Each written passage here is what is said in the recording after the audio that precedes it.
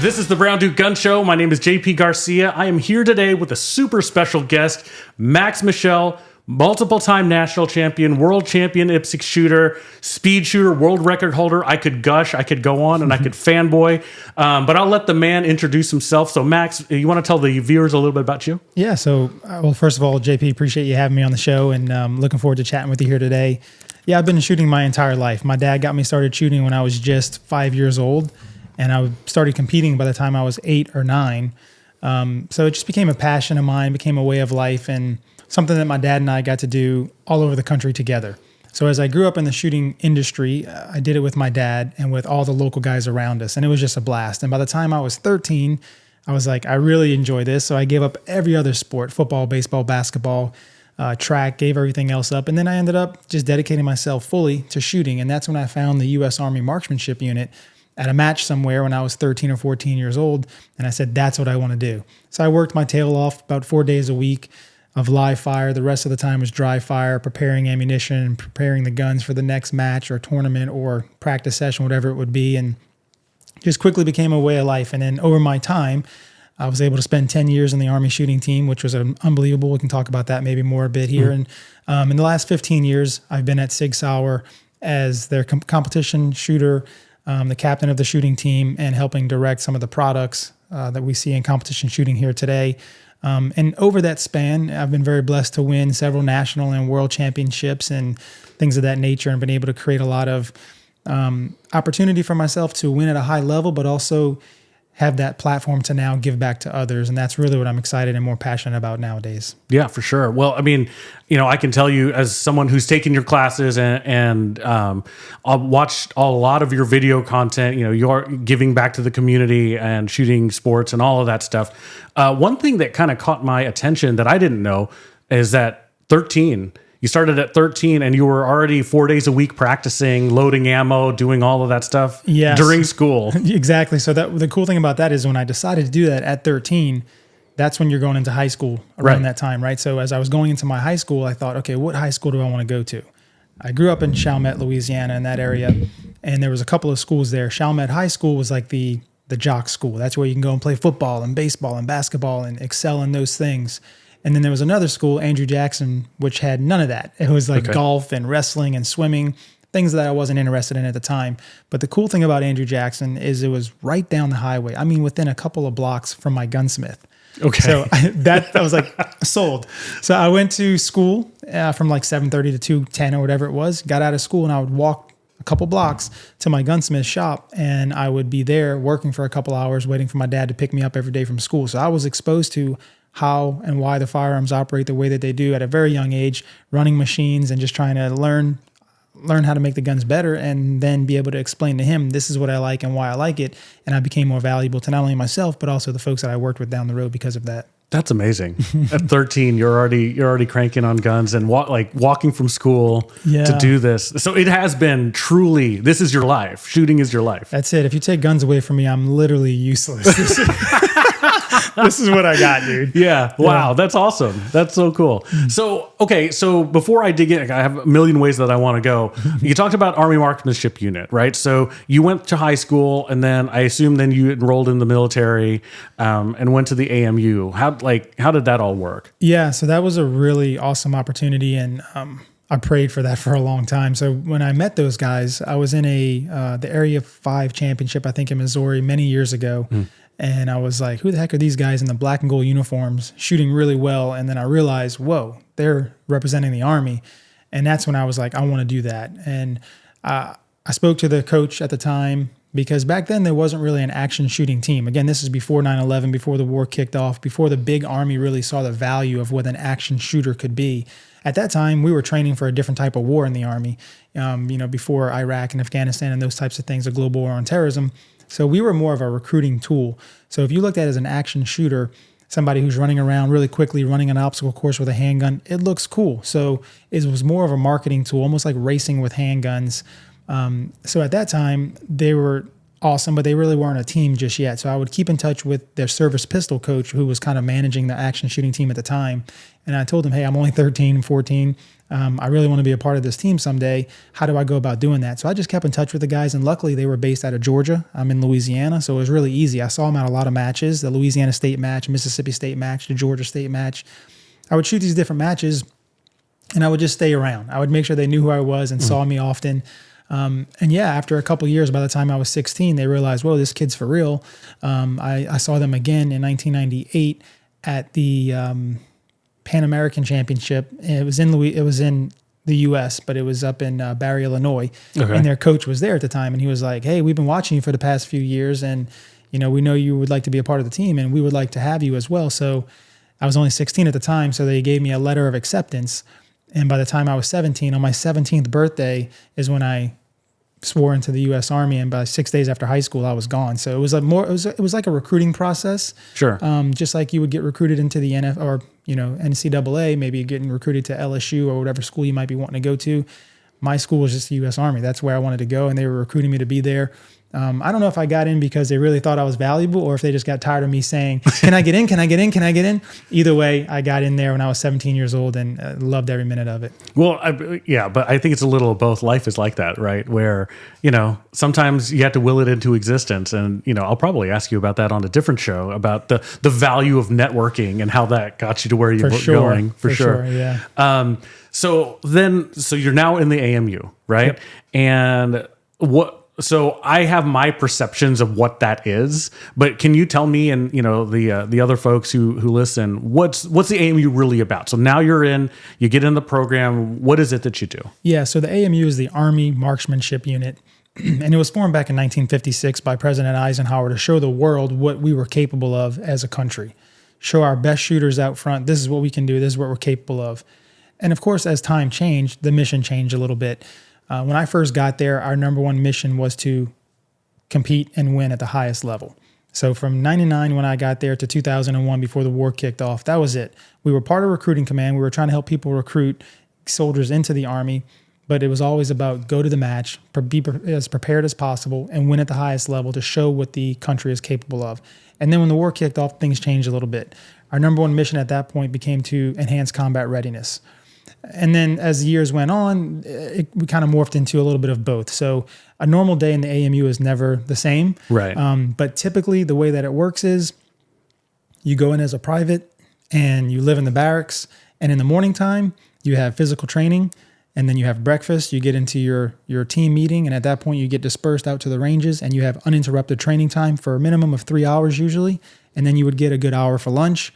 And then after lunch is kind of all set up for meetings or personal appointments that you may have. It could be health related. It could be mandatory training for the Army, whatever it might be. Or it could be training other soldiers.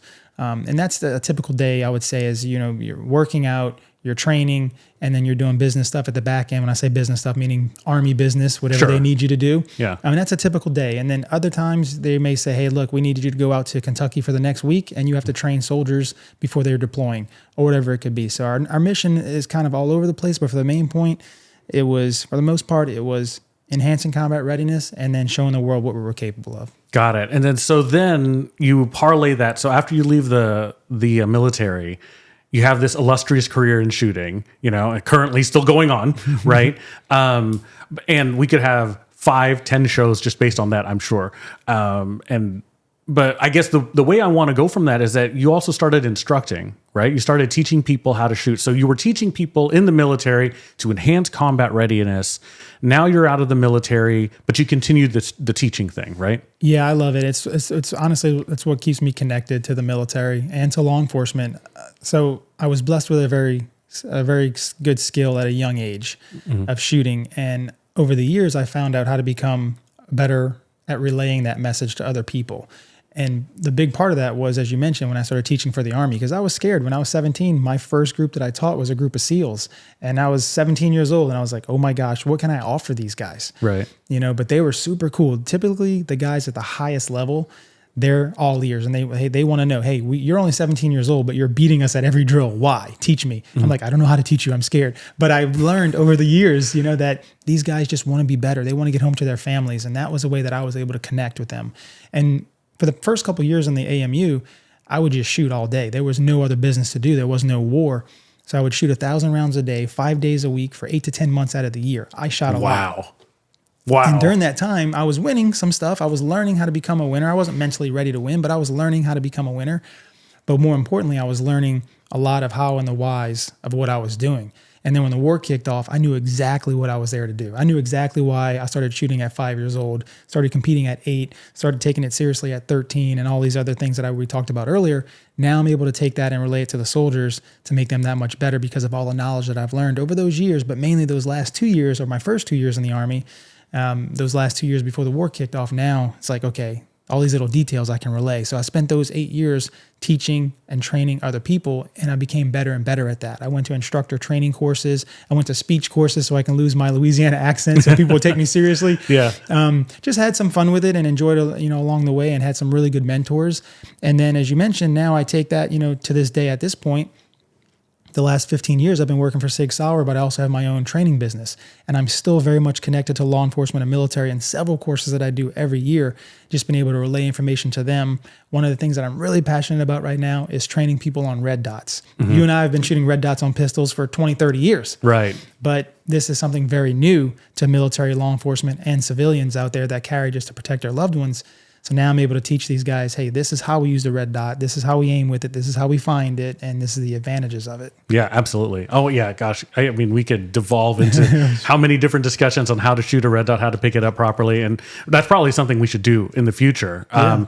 But to keep it more high level, the one thing I tell people about when people ask about you, right? And for the audience and for you, just to give a little bit of a frame, there are very few instructors that I would recommend people go to, and you're one of them. You're one of the top guys that I would send anybody to learn just about anything related to firearms.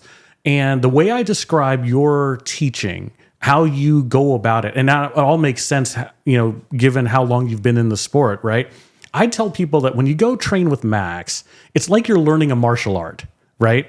And it's not just, it's not just a random set of guidance that says, okay, here, do this thing and do, whatever, and just grip the gun and pull the trigger kind of thing, right? It's much more of a system, very systematized. Every move has a meaning, if that makes sense. There's no, if you're leaning, for example, on a stage, and now I'm devolving more into the game side of it, but if you're leaning for a reason. If you're standing up straight, you're standing up straight for a reason. If you are, shooting one-handed, you're shooting that for a reason, right? And so, and really I tell people it's like a martial art. So can you start to go into, now that you've been teaching for a while and you've been through all of this shooting career that you've been through, what are the key fundamentals, like steps or lessons that you give folks in this martial art, right?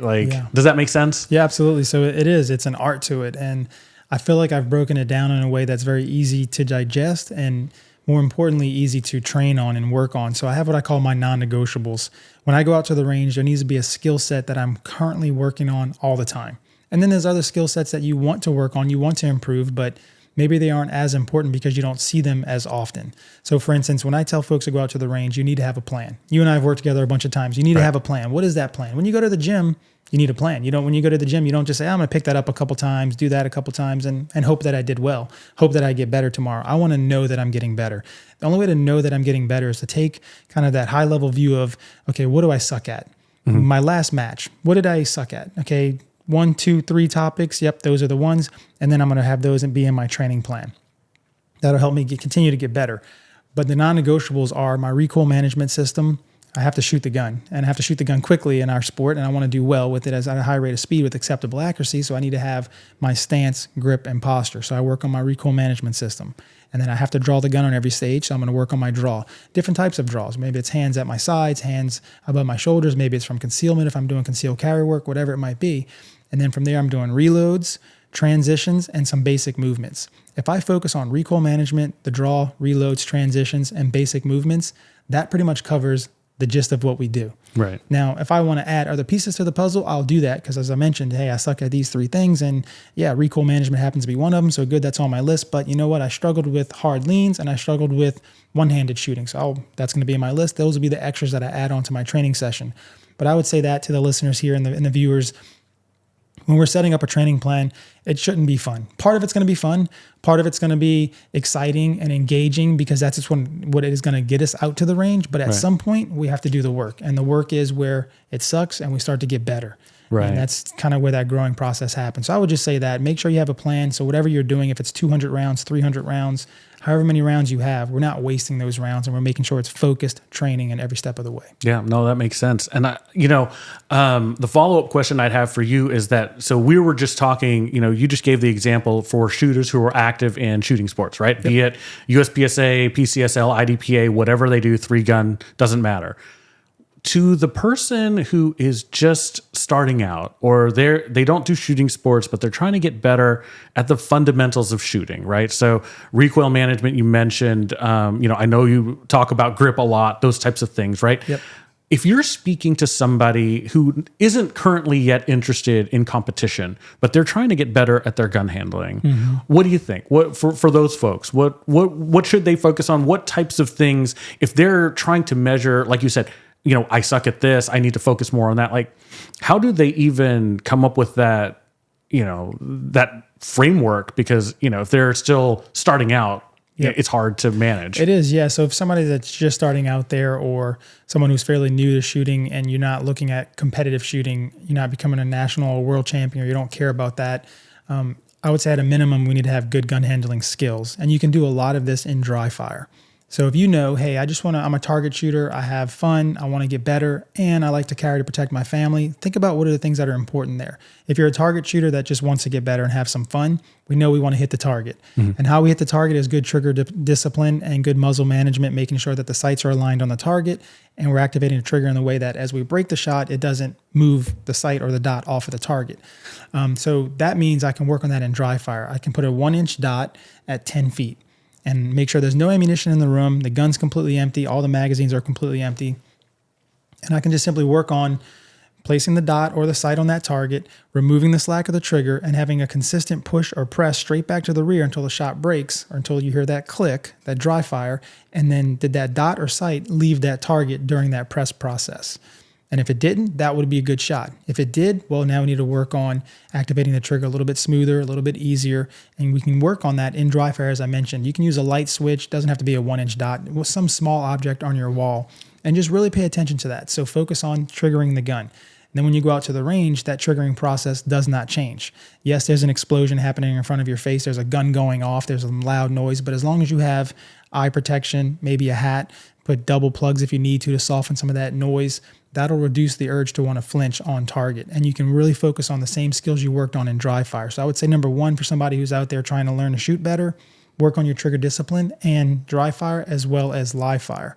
And then we want to make sure that we can handle the gun as best as possible. So in dry fire, I can also work on my grip. I can make sure I have 3 points of contact, which is the web of my firing hand as high as I can get on the back strap of the pistol, my middle knuckle underneath the pistol as well into that trigger guard area, and my third point of contact is my index finger of my non-firing hand under the trigger guard. And I can send you a video that we can maybe show some of the viewers at some point with this, but getting points of contact and leverage on the gun with grip pressure and making sure you're holding the gun tightly, that's going to also help with that trigger discipline, because if we manipulate the trigger in a way and we drive the gun off the target, maybe if we had a tighter grip or more leverage on the gun would not have moved as we were breaking that shot. So stance, grip, posture, trigger discipline, those are very basic, easy things that we can work on in dry fire, no matter what level of shooter that you are, to get out to the range and be better at. Yeah, stance is one thing that people a lot of times glaze over. You know, you'll see a lot of videos online about grip and where to place your trigger or finger on the trigger, that kind of thing. But really, you know, when you see a lot of new shooters that aren't even in competition, right? That they're just standing in the range and they're shooting, right? Yep. A lot of times you'll see them standing with this backward slant where they're almost trying to run away from the gun, you know? So stance, can you dig into that a little bit? Because the stance is for so sure. important. It helps so much. Yeah, right? I always say like the stance is truly your foundation of shooting. You want a good positive grip. You want good trigger finger discipline and good muzzle management and being able to line up the sights and everything that we talked about. But if you don't have that foundation, you're not able to absorb that movement or absorb that recoil. So typically, like you said, I'll see a lot of guys on the range, they're very narrow in their stance and they're leaning back.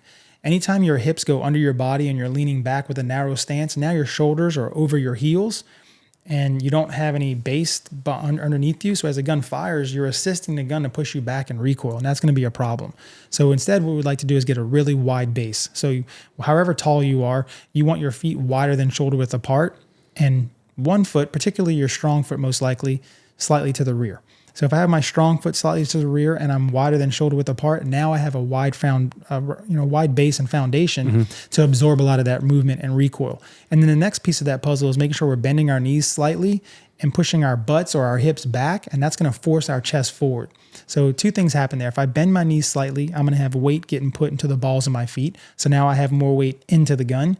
And then by moving my hips back and allowing my chest to move forward by my hips pushing back, my shoulders are now going to be over the balls of my feet as well. So I'm pushing more weight into the gun. So now in recoil, as the gun lifts up, it comes right back down to the target much faster and much smoother, as well as stabilizing much sooner so I can shoot faster and increase my accuracy at that speed. So narrow base means a lot of movement of the body, a lot of movement of the gun. A wide base means I can absorb a lot of that movement so the gun stabilizes faster on target. Man, like martial art. There you go. Look at That's that. it. Every move has a reason, For right? sure, absolutely. Yeah. So let me come back up a level and just ask this question, right? So that's a really good deep dive for any shooter, not just beginner, right? But a lot of times with our guys in the club, we'll tell them, to get better, to get into the AM, GM class, it is just reviewing the fundamentals. So it applies to beginner shooters, it applies to competitive shooters, and I assume that it applies to military and law enforcement also, right? Yeah, absolutely. So that's going to be my next question. When you're doing these trainings, right? I know that you do a lot of competition shooters, and I know also that you have a lot of beginners, but I really don't know much about the law enforcement or military side, right? So when you do trainings for them, how does that differ, or are a lot of things the same? Yeah, a lot of things the same. And I kind of alluded to that a little bit when we talked about the AMU days before the war kicked off, because once the war kicked off, what we do as action shooters, it's so applicable to the modern battlefield that we see and the streets that we patrol. So, as you leave here today and you're going back home to your family and you're taking them to dinner and you're doing all these things, it's very much dynamic, and you never truly can prepare for any situation that you may find yourself in.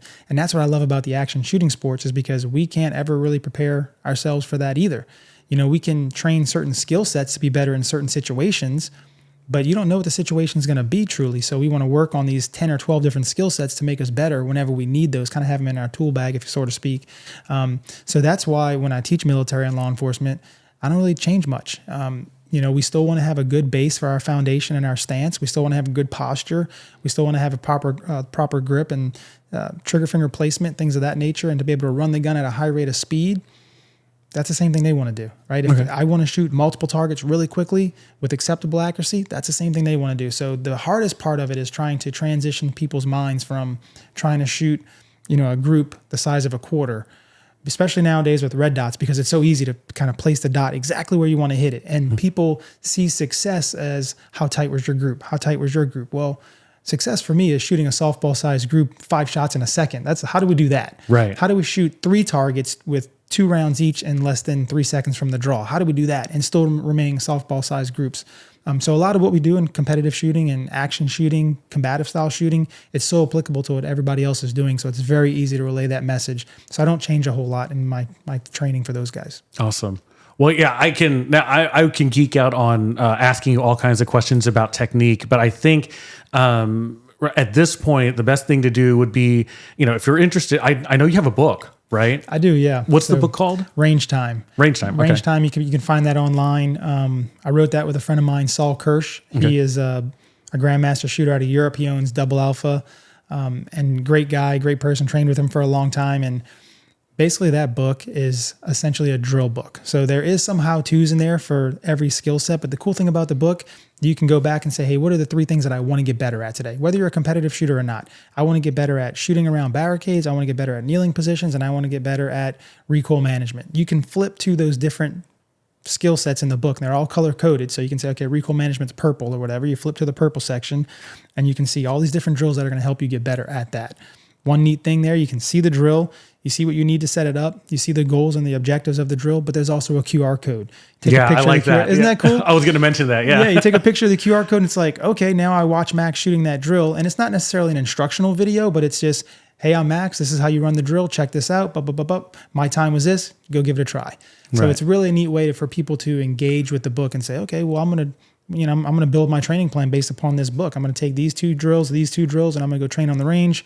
Let me see what it looks like. Watch the QR code, and you can go out and perform. Yeah, for sure. No, I love that book. And the fact that you can take the QR code, and if you don't know what the drill is, and look at it, or if you're like some of us, gamer nerds, and you say, okay, what was Max's time on this drill? I'm going to beat him. That's right. Or I'm going to try, and that's a super cool thing. I think, the book is super handy. I know you've got a lot of videos up on your, you have a Patreon page, right? Yep. I have a Patreon account. So it's patreon.com/trainwithmax. We now have over 450 videos up there ready to go. And we're constantly putting videos up there every month as well. That's cool. So how else can people get a hold of you? The easiest way to find me is just my website, maxmichel.com, maxmichel.com. I'm also on Instagram at maxjmichel and Facebook, maxmichel.us. You don't do Twitter yet? I do. I have a Twitter account, but I haven't posted on there in forever. So I do have that. It's max_Michel at Twitter.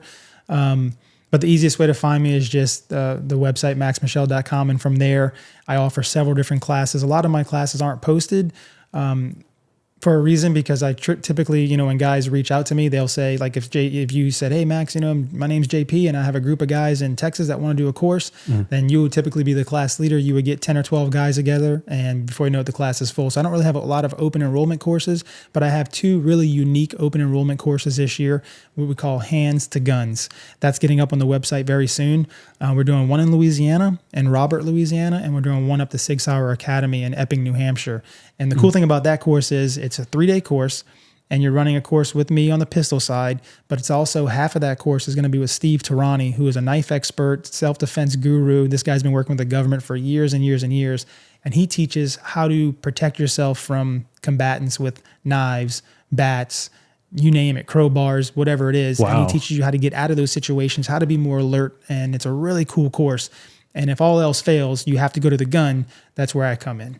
That's cool. So who is that class for? Is that a law enforcement class? Is that like an open, like to the public type of class? Open to the public. So we did our first one last year, and we had every age range you can imagine. And we had a couple Army guys, so a couple military guys, a couple law enforcement folks, but the rest of them were all civilians, and they were females, men, didn't matter, different ages. It was a great course, and I think these guys got a lot out of it, not just from a shooting standpoint or a self-defense standpoint, but also how to get out of certain situations before they even become a problem. Wow, that's cool. So so how do people sign up for that one? Yeah, so go to maxmichel.com and under classes, that's where it'll be. That's where we're going to have the registration form set up there. If not, they can just send me an email, max@maxmichel.com, and I'll point them in the right direction. That's awesome. Well, Max, I think I think that's good. I can pick your brain all day, and I probably will for other shows. But for this one, thank you very much. Thanks for being on. We'll catch you next time. Thank you.